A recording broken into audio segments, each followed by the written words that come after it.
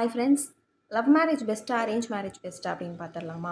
Love மேரேஜை பொறுத்த வரைக்கும் நம்ம ஒருத்தரை லவ் பண்ணதுக்கு அப்புறமா தான் அவங்கள புரிஞ்சுக்க ட்ரை பண்ணுவோம். பட் அரேஞ்ச் மேரேஜ் பொறுத்த வரைக்கும் அவங்கள நல்லா புரிஞ்சுக்கிட்டதுக்கு அப்புறமா தான் நமக்குள்ள லவ்வே வந்து ஸ்டார்ட் ஆகும். லவ் மேரேஜில் என்ன அப்படின்னு பார்த்தீங்கன்னா, அந்த ஒரு இண்டிவிஜுவல் அந்த ஒரு பர்சன் சொல்கிறத மட்டும் வச்சு நம்ம ஒரு இமேஜினேஷனாக வந்து நிறைய விஷயங்களை கற்பனை பண்ணி வச்சுருப்போம். அந்த மேரேஜ் முடிஞ்சதுக்கப்புறம் அங்கே போய் அதெல்லாம் நடக்கலை அப்படின்னும்போது அதெல்லாம் நம்மளுக்கு ரொம்ப ஹார்ட் பிரேக்காக வந்து இருக்கும். இதுவே அரேஞ்ச் மேரேஜில் வந்து பார்த்திங்கன்னா நம்மளுக்கு ஒன்றுமே தெரியாது. அங்கே போய் நம்ம சர்வே பண்ணி அவங்களுடைய ரியல் கேரக்டர் என்ன, அந்த என்வாயர்மெண்ட் என்ன அப்படின்றதெல்லாம் புரிஞ்சுக்கிட்டதுக்கு அப்புறமா ஒரு லவ் வந்து ஸ்டார்ட் ஆகும் பார்த்தீங்களா? அது வந்து ரொம்ப பியூராக இருக்கும் மக்களே.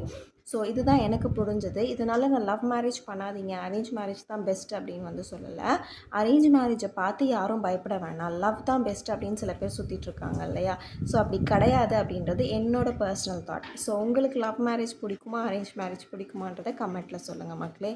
அவ்வளோதான். இந்த வீடியோ பிடிச்சிருந்தா சவி விலாக்ஸ்க்கு சப்ஸ்கிரைப் பண்ணிக்கோங்க அண்ட் என்ன ஃபாலோ பண்ணிக்கோங்க. பாய்.